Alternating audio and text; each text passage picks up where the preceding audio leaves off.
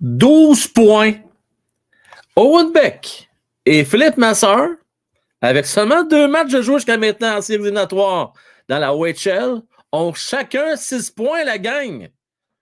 Est-ce qu'il commence à avoir une lumière au bout du tunnel du côté de l'offensive? On en parle dans 12 secondes.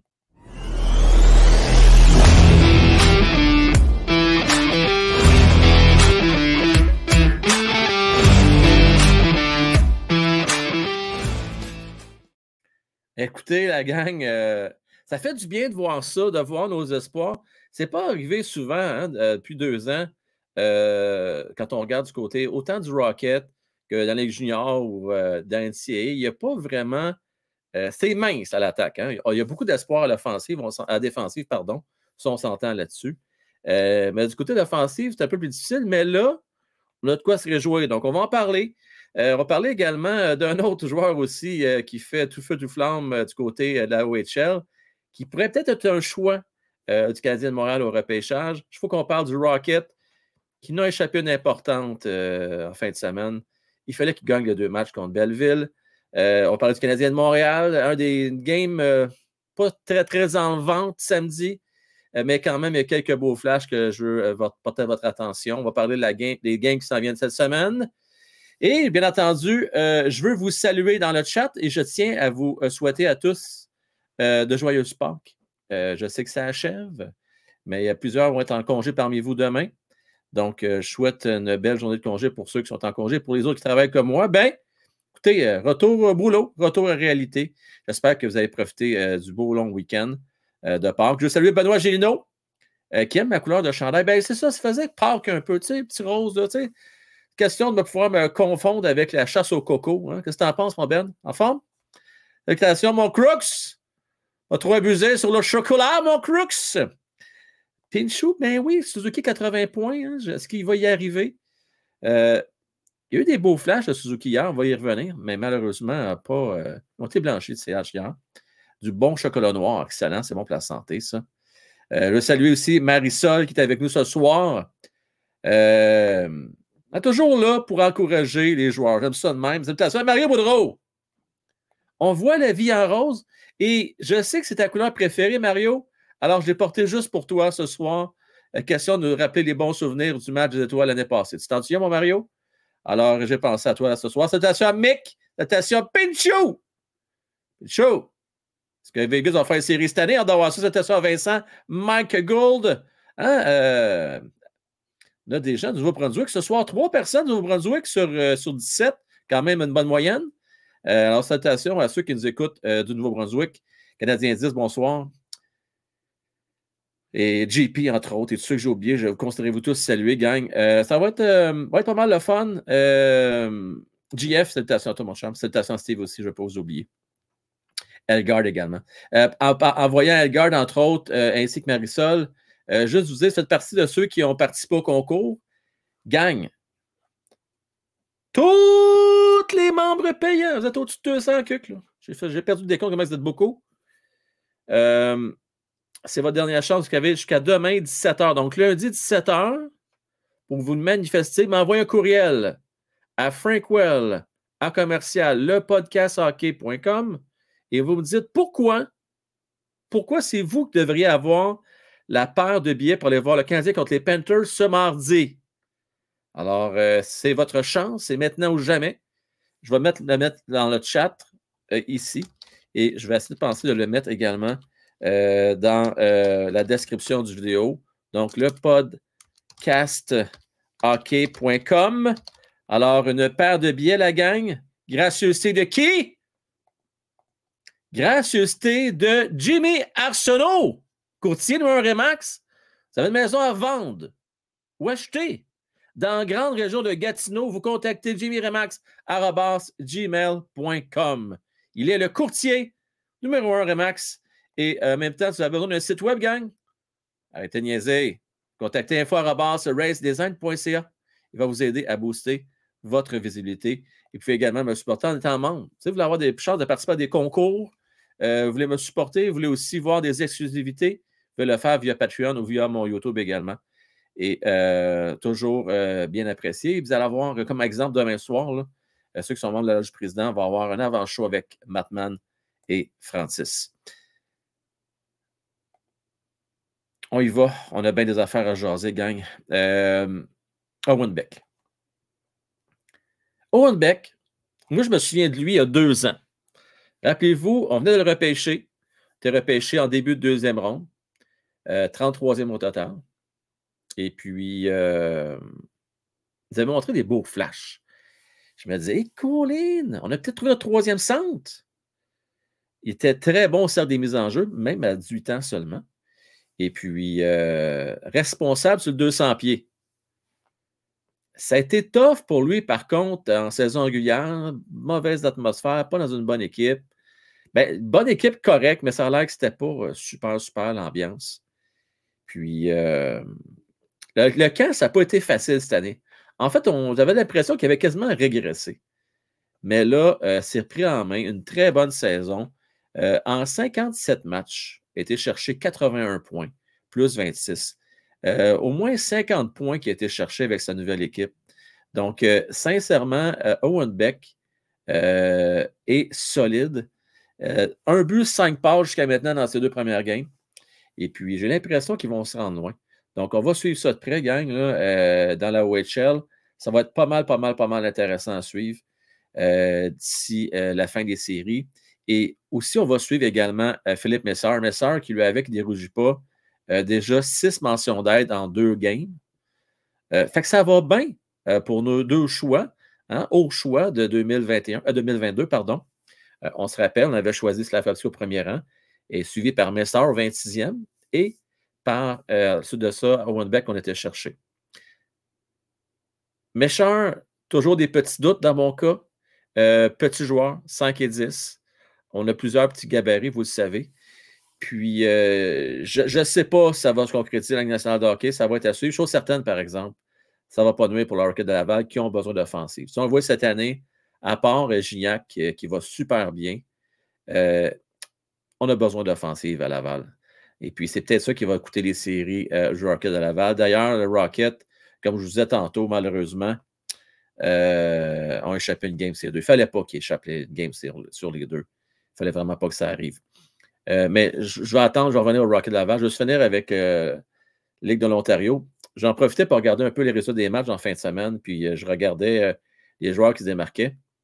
On a dévoilé aujourd'hui les joueurs du mois de mars du côté de la Ligue de l'Ontario. Il y a un certain Zane Parekh, puis on en a parlé déjà, puis je me demande si Seth ne va pas en parler. Je pense que c'est la semaine prochaine, là, on va y revenir. D'ailleurs, je pense que de plus en plus de personnes à regarder ces clips-là, regarder ce segment-là. Vraiment intéressant. Seth fait vraiment un excellent travail pour aller chercher l'information sur les futurs espoirs au prochain repêchage. Et puis, Zane Parekh, on a déjà parlé à peu près une dizaine de minutes, il y a environ un mois de cela. Puis, c'était probablement le défenseur qui a le plus de potentiel offensif, défenseur droitier, qui pourrait peut-être intéresser le Canadien. Et encore une fois, ben, s'est démarqué en mois de mars, était élu le défenseur de la Ligue de l'Ontario, qu'on sait qui est une très grosse ligue dans les Canadiennes. Pas faire de peine à la GMQ, mais Ligue d'Ontario, c'est quand même une grosse ligue, on s'entend.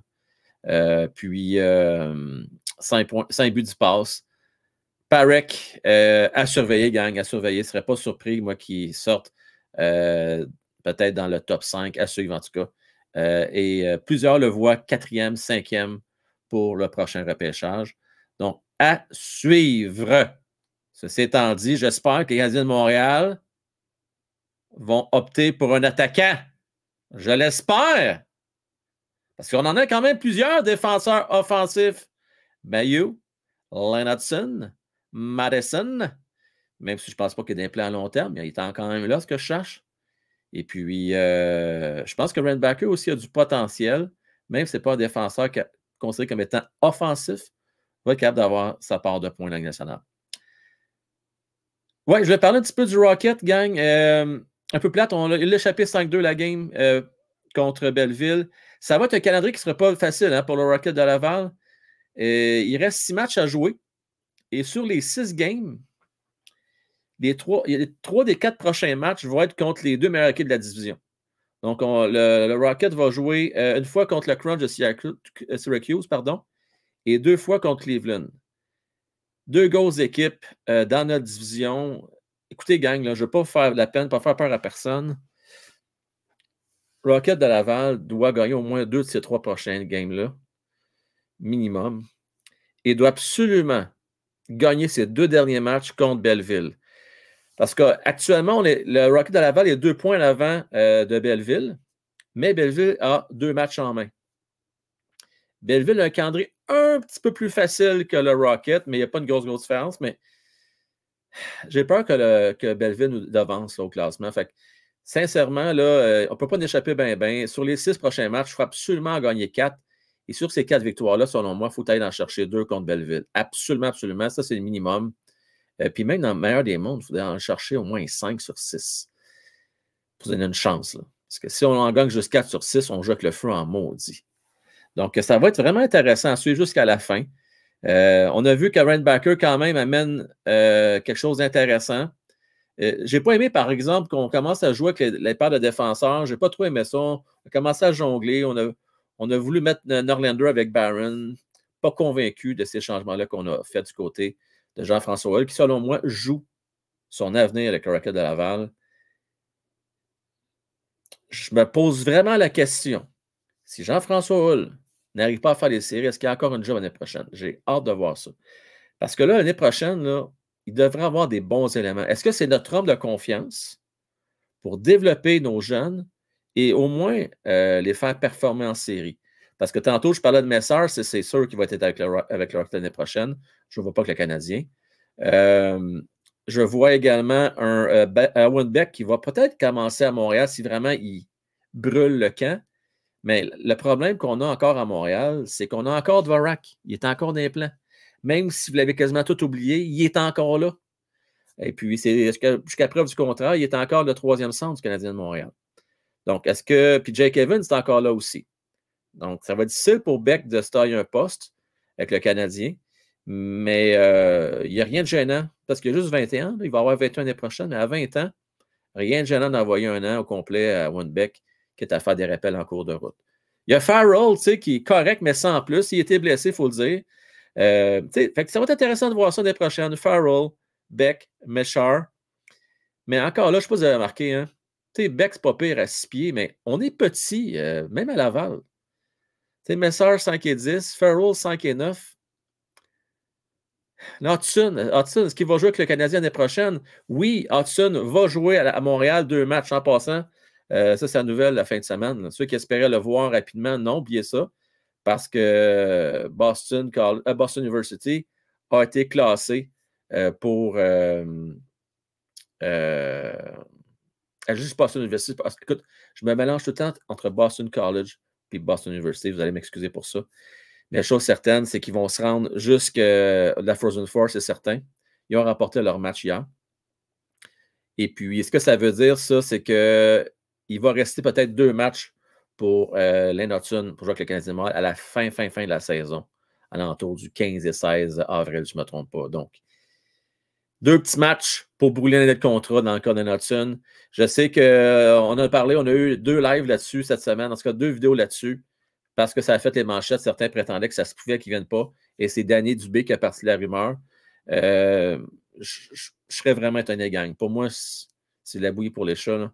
Tout mon respect pour Danny Dubé. C'est un gars que je respecte énormément, mais je ne crois pas à ça. Je pense vraiment que Hudson va venir à Montréal. D'ailleurs, si vous avez regardé un peu, lu les médias là-dessus, même son frère, je ne sais pas lequel des deux, mais ses frères mentionnaient comme quoi qu'il ne pense pas jouer avec l'année prochaine. Donc, écoutez, ça a l'air d'une formalité. Là. Il va venir à Montréal cette année. On va le voir à l'œuvre pour 2 petites parties. Là, s'il vous plaît, prenons ça avec un grain de sel. Vous vous rappelez, Payling, on était parti en peur. Hein? Il a fait 3 buts, puis marqué en fusillade. Là, si Lane Hudson marque 2 buts, une passe là, dans sa première game, là, on commence pas à capoter. Là. On a le droit de se réjouir, mais attendons, je pense, pour se faire une idée, au moins aux 10 premiers matchs l'année prochaine, si jamais on décide de garder pour les 10 premières games de l'année prochaine. Sinon, ben, c'est ça, je voulais vous parler aussi, on a parlé du Rocket. Je vais parler du Canadien un peu. Je ne sais pas qu'est-ce qu'il a mangé. Je ne sais pas si vous avez regardé les mêmes games que moi, mais Yoel Armia, quasiment à chaque fois qu'il est sur la glace, il provoque quelque chose.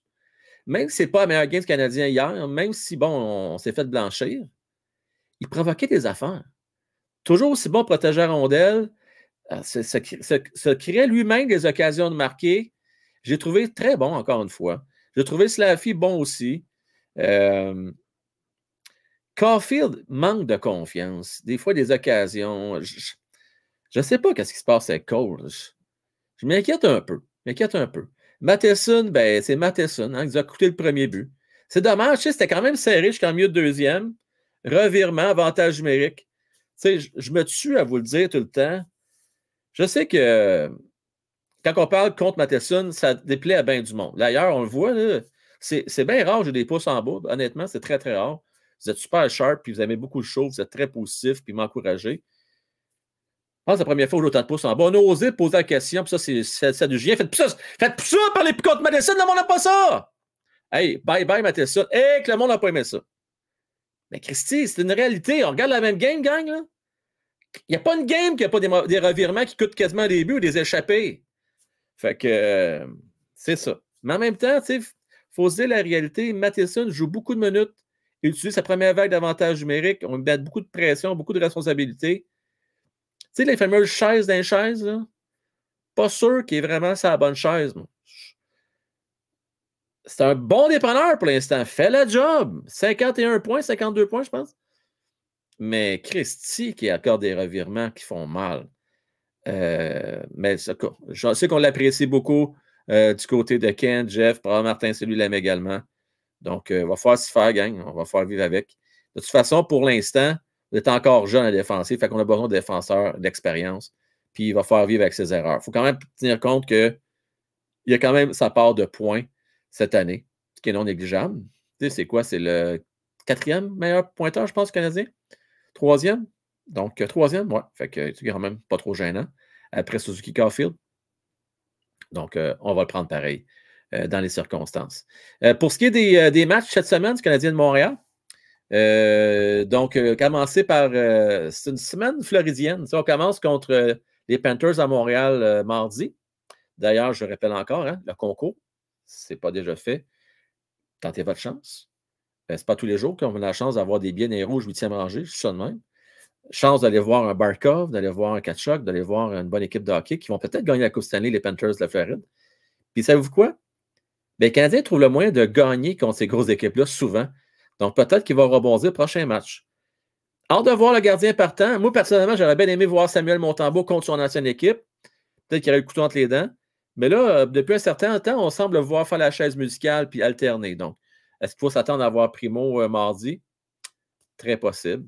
Ben franchement, je ne sais pas trop comment c'est décidé. Puis après moi, c'est tout décidé d'avance, ça. J'ai l'impression qu'il y a le calendrier, puis ils ont mis des X, puis ils ont dit toi, tu vas gauler celle-là, toi, tu vas gauler celle-là, toi, tu vas gauler celle-là. Peu importe le résultat, peu importe que le gardien a bien performé ou pas. D'après moi, en tout cas, moi, ça serait moi, j'irais avec Samuel Montembeault. Maintenant, on va voir ce qui va se passer mardi. Ça va être intéressant. Chose certaine, il va quand même avoir le temps de se reposer. Là. Il va avoir eu un go 48 heures de congé entre les deux matchs, même 72 heures, en fait. Donc, je ne vois pas pourquoi on ne mettrait pas Samuel Montembeault mardi. À suivre, en tout cas. Pour ce qui est de jeudi, ça va être intéressant. On va pouvoir voir le Canadien contre le Lightning de Tampa Bay. Et puis, toujours à Montréal, ça, c'est toujours le fun, la game samedi contre les Leafs de Toronto. Écoutez. C'est pas facile, mais des fois, le samedi soir, il y a une magie qui peut s'opérer. Du côté du Canadien de Montréal. Moi, écoutez, ça ne sera pas facile. Je vais donner un 2 points pour le Canadien. J'ai l'impression qu'ils vont trouver le moyen de gagner une de ces 3 games-là. Laquelle? Fouille moins, comme on dit, je ne sais pas. Pourquoi pas contre le Leafs de Toronto, tiens? Hein? Je les déteste pas, mais on s'entend dessus que j'aime ça. C'est satisfaisant quand le Canadien bat le Leafs de Toronto. Je ne sais pas si vous êtes comme moi. Là. Il y a toujours de satisfaction quand on trouve le moyen des battre. Surtout qu'on sait qu'il y a beaucoup de partisans des Leafs qui sont à Montréal. Là. À peu près 30% de l'assistance au Centre Bell, c'est des gens de Toronto ou des fans des Leafs de Toronto. Il y a une game aussi dimanche. en passant. Donc, c'est 4 matchs cette semaine. La 4e game, c'est contre les Rangers de New York. Donc, c'est un calendrier assez chargé pour le Canadien.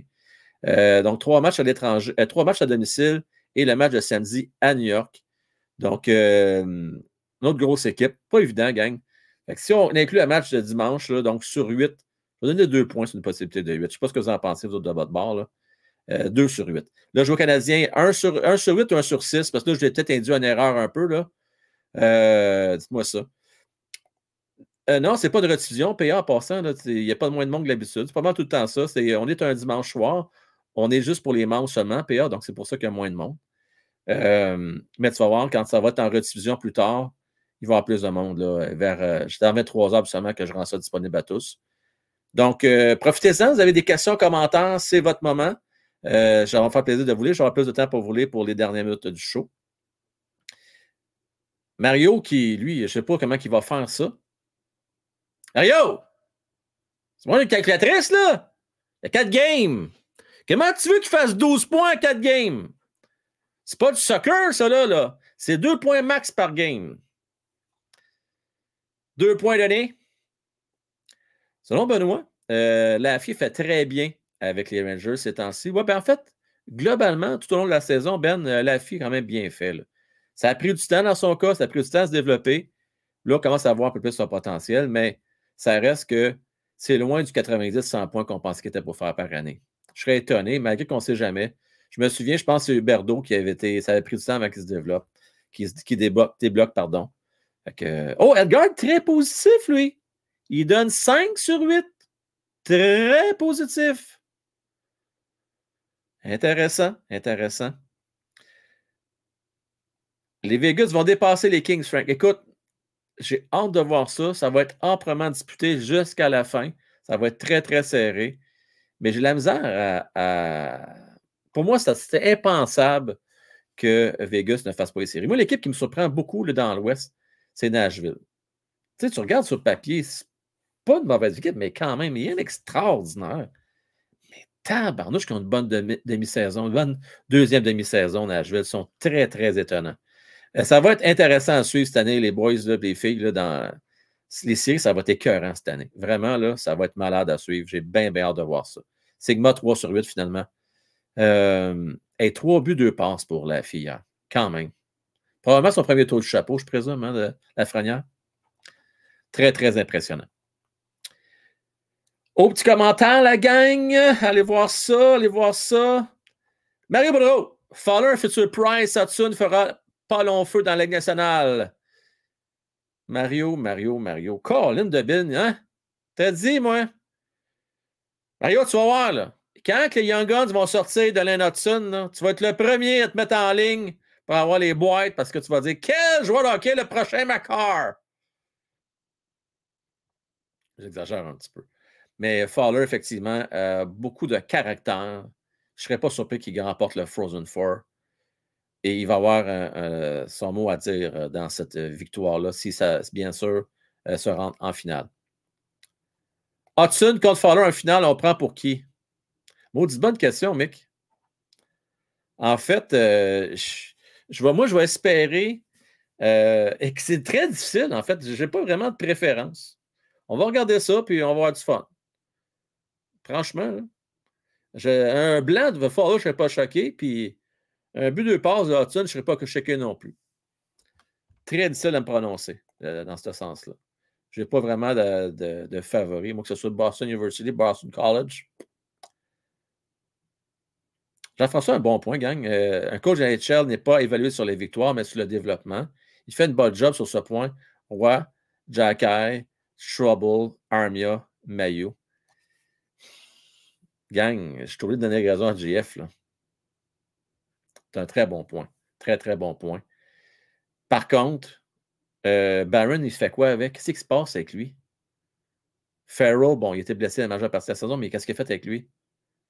J'ajouterais Gignac dans l'eau. Je ne sais pas dans quelle mesure c'est Jean-François Hull qui a influencé Gignac, mais en tout cas, il va très bien également. Mais je dois te donner raison. Dans l'ensemble, c'est vrai qu'il a développé plusieurs joueurs. Mais c'est toujours la question. Hein, d'à quelle part revient au coach? Quelle part revient aux joueurs? Mais chose certaine, Mario, on a vu la belle progression tout au long de l'année. Strubble, lui, en parlant de Strubble, hein, je ne sais pas si vous avez remarqué ça, c'est plus difficile là, avec le Canadien. Hein? Plus tough. Là. On a vu au départ Strubble qui est en avant de Harris et Jacky. Et là, je suis obligé de dire que Harris et Jacky, les deux, sont devant Strubble. Strubble, si je serais à sa place, avec Engstrom qui s'en vient probablement l'année prochaine, puis avec Lane Hudson qui va cogner à la porte, du côté gauche, là, il va y avoir du trafic en maudit. Là. Donc, ça pourrait être, si jamais que Kent ne fait pas de gros moves, Kent Hughes ne fait pas de gros moves cet été, Strubble va être dans le trouble. Ça va être tough pour lui. Mario qui dit non, Danny Dubé est solide, impossible, Frank ne fait pas histoire. Ben écoute, Mario, tu as le droit de croire en ce qu'il dit, et je ne pense pas qu'il compte de menterie, mais si je me fie tout au long de l'année à un Lane Hudson qui porte le chandail du Canadien de Montréal, à ses frères qui disent qu'ils ne pensent pas qu'il va rejouer avec eux autres l'année prochaine, je serais surpris en maudit qu'il ne vienne pas à Montréal. S'il ne vient pas à Montréal, c'est parce qu'à ce moment-là, il se dit peut-être, lui, dans sa tête, ce qui m'étonnerait, Mario, parce qu'elle a l'air d'un fier compétitif, là. C'est un fier compétiteur, lui, là, Lane Hudson. Là. Je ne pense pas qu'il a froid aux yeux puis que lui, il va se dire il y a trop de compétition à Montréal. Mais quand même, la seule raison que je pourrais voir, c'est qu'il dit bon, il y a bien trop de défenseurs gauchers à Montréal, je n'aurai pas ma place. C'est la seule affaire que je pourrais voir, mais Colin, écoute, là, tu regardes ça, Ken, Jeff, Martin, Saint-Louis, il n'y a personne qui ne veut pas jouer avec ces gars-là. Puis on regarde comment que le Canadien est structuré présentement. On est une des équipes que les défenseurs, c'est des équipes qui produisent le plus offensivement. On dirait quasiment qu'on a bâti le futur de cette organisation avec notre système de jeu, avec un Randbacker qui a été repêché. On dirait qu'on a fait ça pour les Hudson. Je ne veux pas craindre, moi, là, qu'on ne va pas s'organiser pour le garder. Là. Ça se peut pas, là. Fait que moi, écoute, Mario, Danny a le droit de penser ce qu'il veut, il doit dire ce qu'il veut. Mais moi, je ne crois pas. Bon, il va venir à Montréal. Arrêtez de dormir sur nos deux oreilles, là. Tu sais, je veux pas que le monde fasse des cauchemars à ça. Vous dites, Frank, ça se peut qu'il ne vienne pas. Arrêtez ça, là. Hein? Bon. Crooks. Tu donnes Strubble, Barron et notre choix de Winnipeg pour le 3e choix au draft. On draft Lidstrom. Strubble, Barron. Non. Ben non, Crooks. Ben non. OK, Crooks. Dans le meilleur des mondes, le choix de Winnipeg, c'est le 23e choix.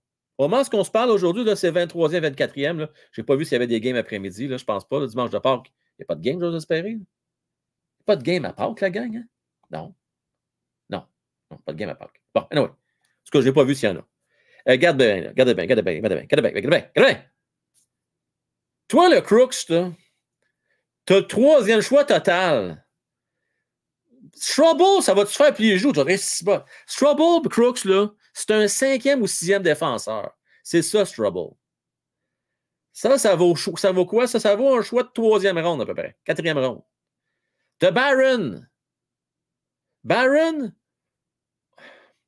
mettons que ça vaut choix de fin de première ronde, là, genre 27-28. C'est ça que ça vaut, Barron. Puis là, le choix de Winnipeg, 23. Vous êtes en train de me dire, toi, là, qu'un choix de 3e ronde, en Strubble, 4e ronde, peut-être, là, un fin de première ronde, puis un autre fin de première ronde, c'est assez pour avoir un choix de 3e total! Brooks, voyons donc!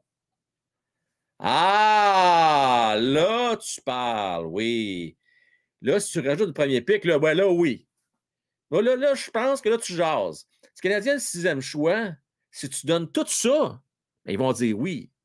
Mais est-ce que ça vaut à peine à ce point-là de donner tout ça? Je ne sais pas, je me questionne, Crooks. C'est beaucoup donné, là. Tu l'aimes à ce point-là? Kaden Lindstrom, il est bon, mais moi, je pense qu'on se fait aveugler par son gabarit et le fait qu'il ait 20 ans versus les autres qui ont 17, 18, 19 que je joue avec, tu comprends? Puis, n'oubliez pas, je le dis toujours, il joue avec McKenna. McKenna, c'est quasiment Connor Bedard. Il est peut-être aussi bon que Connor Bedard. Peut-être. Ça paraît, ça, cibole. Ça fait différence. Lui, c'est C4, il joue avec des petits gars à côté. C'est sûr qu'il lance tout le monde. Mais quand il va arriver dans la grosse ligue, son physique, il ne le perdra pas. Mais là, il va jouer avec des hommes. Puis il va se rendre compte que ça va aller vite en maudit. Moi, j'ai l'impression que ça va jouer entre un gars de deuxième, troisième trio. Ben, on va l'aimer si on va le chercher, c'est correct. Là. Ben, est-ce qu'on va se débarrasser de tout ce que tu viens de proposer? Et je ne suis pas certain de ça. À votre assurer. Hey, merci vous autres, la gang. C'était bien le fun.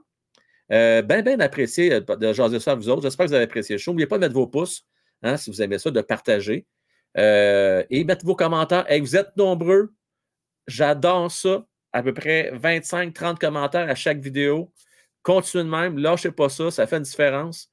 Et puis, on va se revoir demain. Loge président dès 20h et pour tout le monde dès 20h35. Encore une fois, je vous répète, vous m'écrivez à Frank Wall, commercial, lepodcasthockey.com. Si vous voulez avoir une chance d'aller au Centre Bell, tout ce que vous faites, vous me dites pourquoi c'est vous qui devrez avoir les billets. Et puis, on va regarder ça, on va prendre les meilleures raisons. Là, puis, écoutez, au pays, s'il y en a 7-8 très bonnes raisons, on en prendra 7-8. Puis, on va tirer ça dans un chapeau lundi soir. Ça a de l'allure, gang. Merci à vous tous. Salutations à Steve-O, Denis, Mario, Sigma, Elgard, également Marisol, Steve, considérez-vous tous salués et à la prochaine. Ciao, bye!